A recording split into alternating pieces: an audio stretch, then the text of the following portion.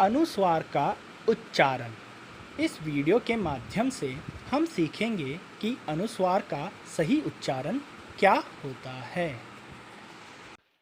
क वर्ग, इसे कंठ वर्ग कहते हैं।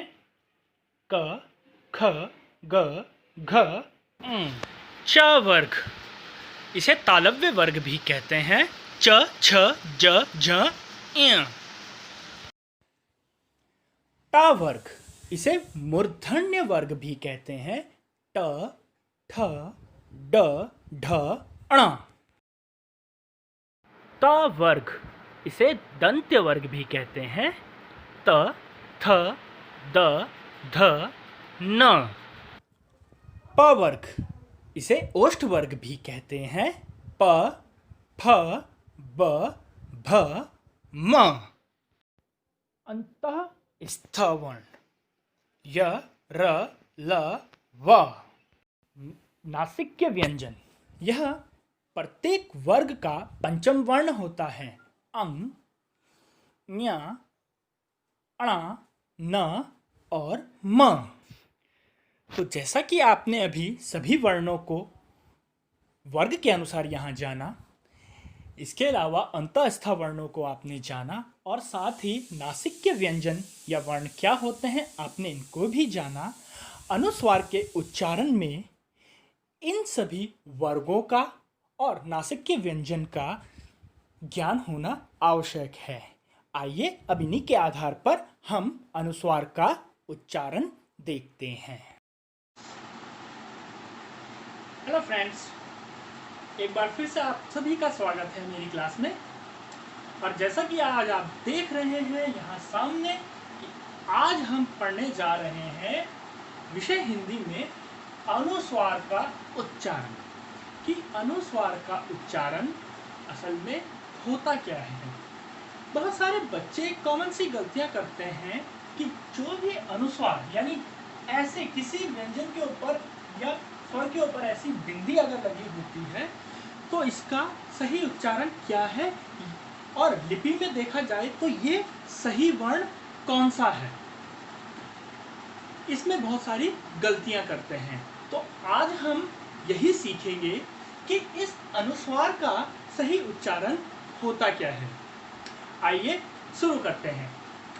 इसके लिए आप सबसे पहले यहाँ पर वर्णमाला देख रहे होंगे। ये पूरी नहीं है, जितनी हमारे अभी यूज की है हमने उतनी वर्णमाला यहाँ पर ले रखी है।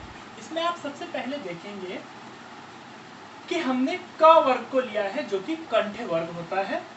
इसके बाद नीचे तालव्य वर्ग जो कि च वर्ग है, मूर्धन्य जो कि ट वर्ग होता है, दंत्य जो ता वर्ग है, ओष्ठ जो प वर्ग होता है, और अंतःस्थ य, र, ल, व जिसमें र प्रकंपी है। प्रकंपी इसलिए क्योंकि जब र का उच्चारण होता है तो हमारी जिह्वा कंपन करती है, इसलिए इसे प्रकंपी कहा जाता है। अब इन्हीं के आधार पर यह निर्धारित होता है कि अनुस्वार का सही उच्चारण क्या है। तो आइए शुरू करते हैं। सबसे पहले, यदि कंठ वर्ण परे हो या कंठ वर्ण के परे होने पर, अब इसका सही अर्थ क्या है। आप यहां पर एक शब्द देख रहे हैं, अंक।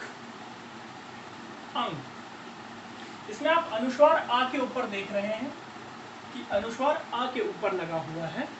इस अनुस्वार का सही उच्चारण क्या होगा या वर्णों में ये कौन सा वर्ण है, हम इसको यहाँ पर देखेंगे। इसकी पहचान के लिए हम इस जिस भी व्यंजन के ऊपर या स्वर के, यहाँ पर ये स्वर के ऊपर है, स्वर हो या व्यंजन के ऊपर अनुस्वार हो, तो हम उससे अगला वाला वर्ण या व्यंजन देखते हैं कि वो क्या है। जैसे कि यहाँ पर क है, तो क है, इसका मतलब ये कंठ वर्ग को दिखा रहा है। क अगर खा होता तो भी कंठ वर्ग होता, ग होता तो भी कंठ वर्ग होता है। मैं आपको आगे बताता हूं कैसे। हम यहाँ पर देख रहे हैं कि अनुस्वार जहां पर है उससे अगला वाला हमारा जो वर्ण है वो क है, यानी कंठ वर्ग। कंठ वर्ग होने पर इस अनुस्वार का उच्चारण अंग हो जाएगा। अंग। इस प्रकार से इसको इस प्रकार सही तरीके से लिखा जाता है। अंक, अंक। इसी प्रकार से हम बात करते हैं अंग। अंग में अनुस्वार यहां पर अ पर है और इससे अगला वाला वर्ण ग है जो कि क वर्ग का है। क का ये है, ग है। तो इस अनुस्वार का भी जो उच्चारण होगा वो अंग होगा, इस प्रकार से।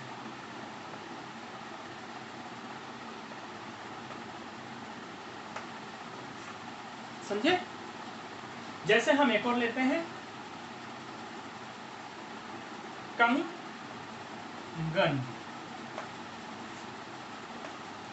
कंगन में आप देखेंगे इस अनुस्वार का जो उच्चारण होगा वो इस ग जो कि कंठ वर्ग का है के कारण अंग हो जाएगा। ये हो जाएगा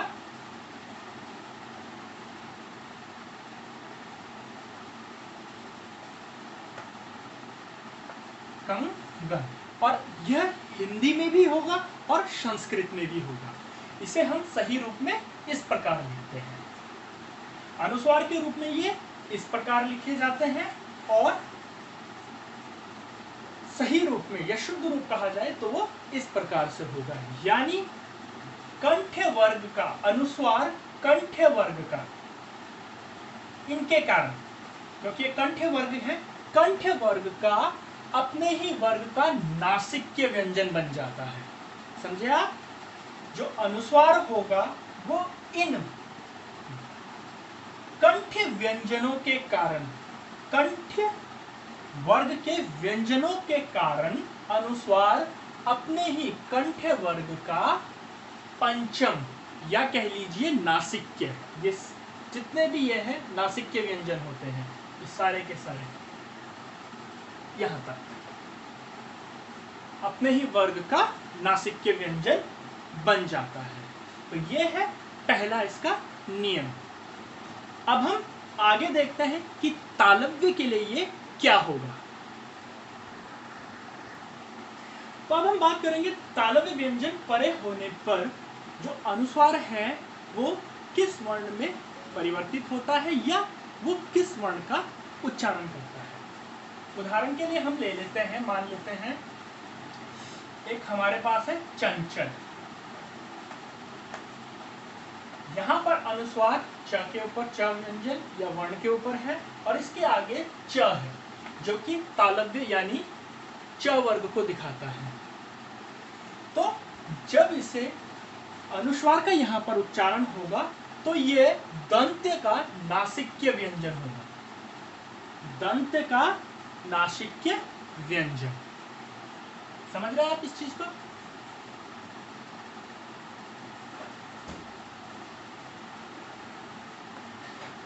दंत्य का नासिक्य व्यंजन अर्थात ये इस तरीके से चल चल, लेकिन ये हिंदी में होगा। अगर हम संस्कृत की बात करें तो संस्कृत में इसी अनुस्वार का जो उच्चारण होगा चंचल, वो तालव्य का, क्योंकि ये च है, तालव्य वर्ग है या फिर च वर्ग है, तो ये अनुस्वार संस्कृत में क्या हो जाएगा, ये तालव्य का ही नासिक्य व्यंजन हो जाएगा। हिंदी में दंत्य का नासिक्य व्यंजन ये रहा, और अगर संस्कृत की बात करें तो संस्कृत में तालव्य का नासिक्य व्यंजन इस तरीके से। तो कहने का सीधा अर्थ है कि ये दोनों ही अपने आप में सही है।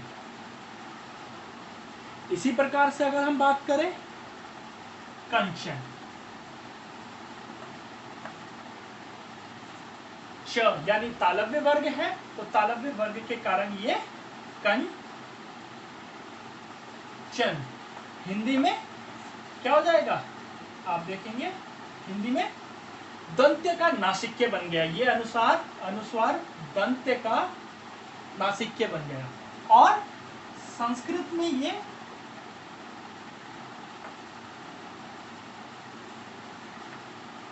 तालव्य का ही नासिक्य व्यंजन इस तरीके से बन जाएगा।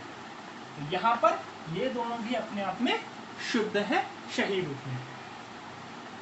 अक्सर हम यहाँ पर गलती कर जाते हैं कि ये अनुस्वार होता क्या है, खासकर कि हम कंठ वर्ग में ये सबसे ज्यादा गलती करते हैं, और अगर संस्कृत में बात करें तो तालव्य में भी ये गलती होती है। तो ये इसका सही उच्चारण है। अब हम बात करते हैं आगे मूर्धन्य व्यंजनों की।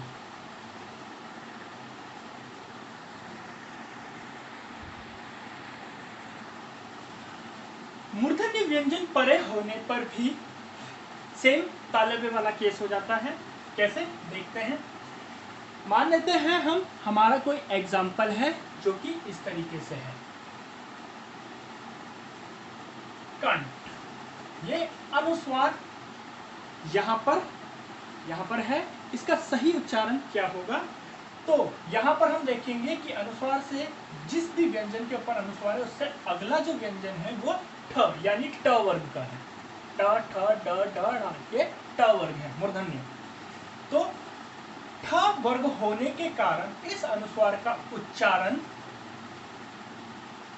दंत का नासिक्य व्यंजन बन जाता है, कंठ। लेकिन यह भी हिंदी में। अगर हम बात करें संस्कृत की, तो संस्कृत में यही अनुस्वार ठ यानी ट वर्ग होने के कारण मूर्धन्य का ही नासिक्य व्यंजन होगा, कंठ। कंठ इस तरीके से समझ रहे हैं आप लोग? तो ये इसका संस्कृत में सही है और ये हिंदी के अकॉर्डिंग सही है। आप समझ रहे हैं इस चीज को? अब हम बात करेंगे आगे दंत्य वर्ग की। इसका एक और एग्जांपल ले लेते हैं, जैसे घंटी। तो इसको हिंदी में इस तरीके से घंटी, और अगर हम संस्कृत की बात करें तो संस्कृत में इस तरीके से घंटी लिख सकते हैं। तो ये दोनों ही अपने आप में सही है। तो यहां पर अनुस्वार का दंत का नासिक्य व्यंजन, और संस्कृत में अनुस्वार का जो उच्चारण होगा वो मूर्धन्य का ही नासिक्य यानी पंचम वर्ण होगा, इस तरीके से। अब हम बात करेंगे आगे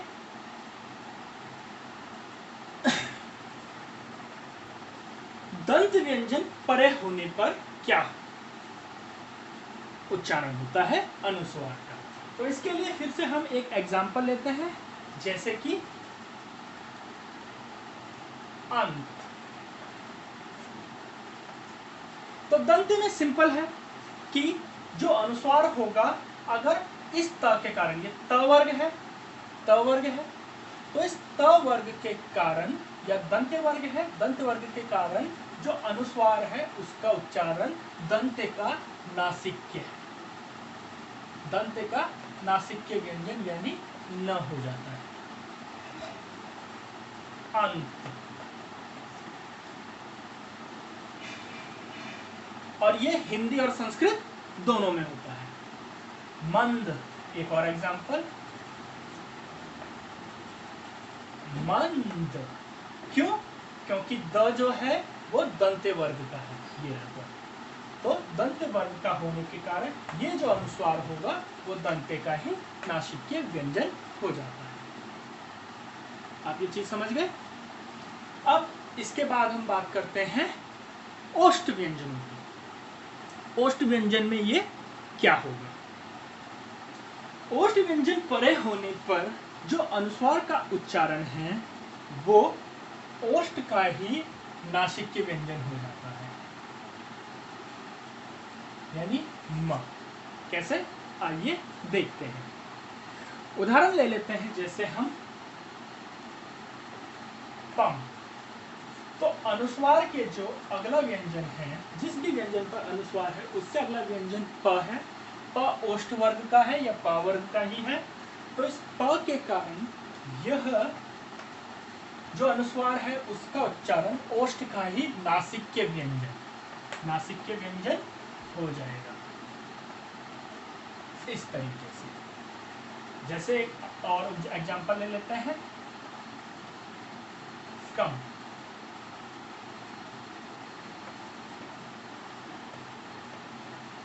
कम आया चीज समझ में?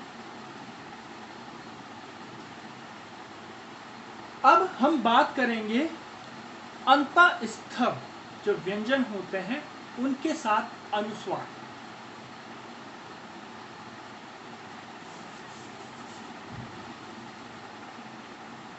अंतःस्थ व्यंजन परे होने पर क्या होता है? यहां पर सीधा सीधा है, जब भी अंतःस्थ व्यंजन परे होगा या अनुस्वार वाले व्यंजन का अगला व्यंजन अंतःस्थ व्यंजन होगा। जैसे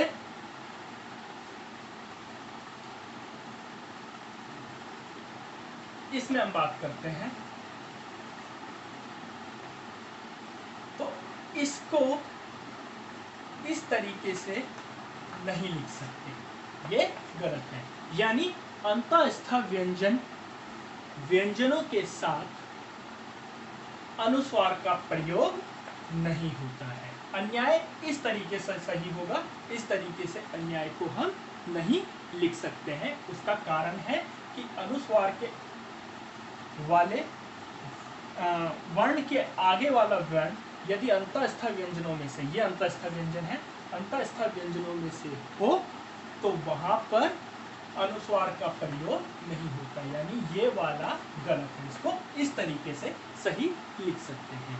ऐसे ही प्रकंपी के लिए होता है। हम आम्र को इस तरीके से लिखते हैं, आम्र, इस तरीके से नहीं, इस तरीके से हम कभी आम्र को नहीं लिखते। आम्र समझ गए होंगे आप। इसी तरीके से यदि हम बात करते हैं अब अगले अपने रूल की, तो यहाँ पर आप ये चीज समझ जाए कि जब भी अंतःस्थ व्यंजन परे होगा तो वहां पर अनुस्वार का प्रयोग नहीं होगा, यानी इनको इस तरीके से नहीं लिख सकते हैं। अब बात करते हैं हम इन्हीं नासिक्य व्यंजन की। अगर ये नासिक्य व्यंजन परे हों तब क्या?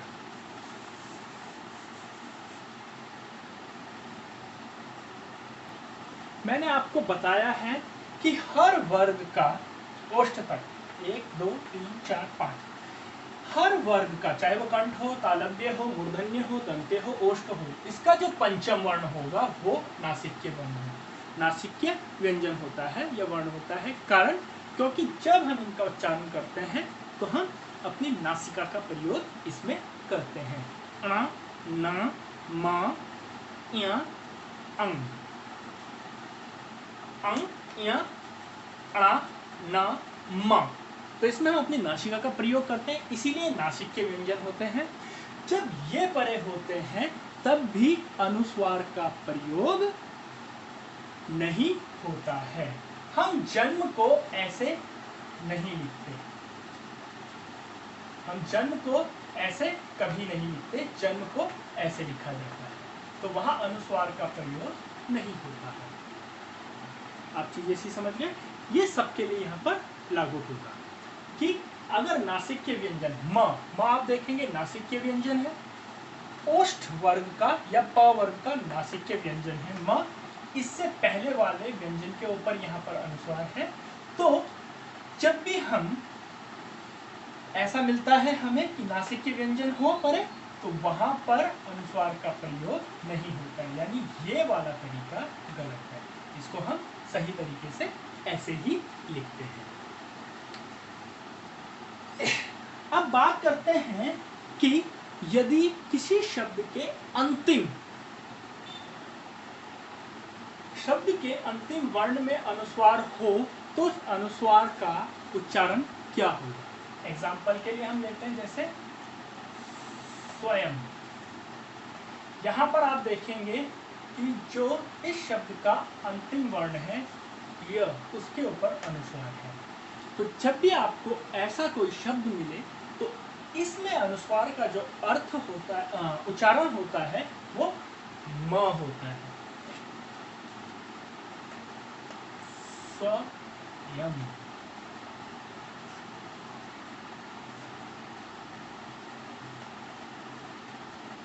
अहम, एम, ये उच्चारण होता है इसका। इसी प्रकार से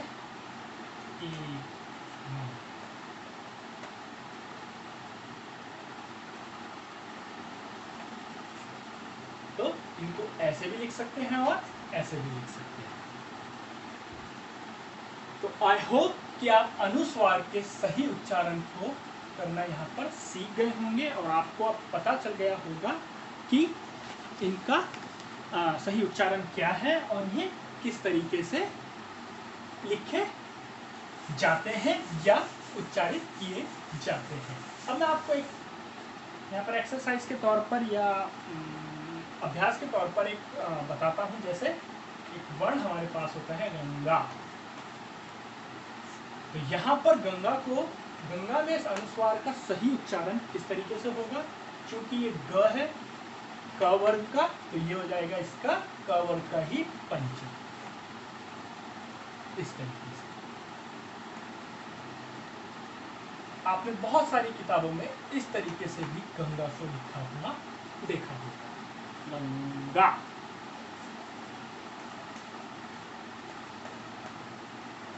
दिनांक,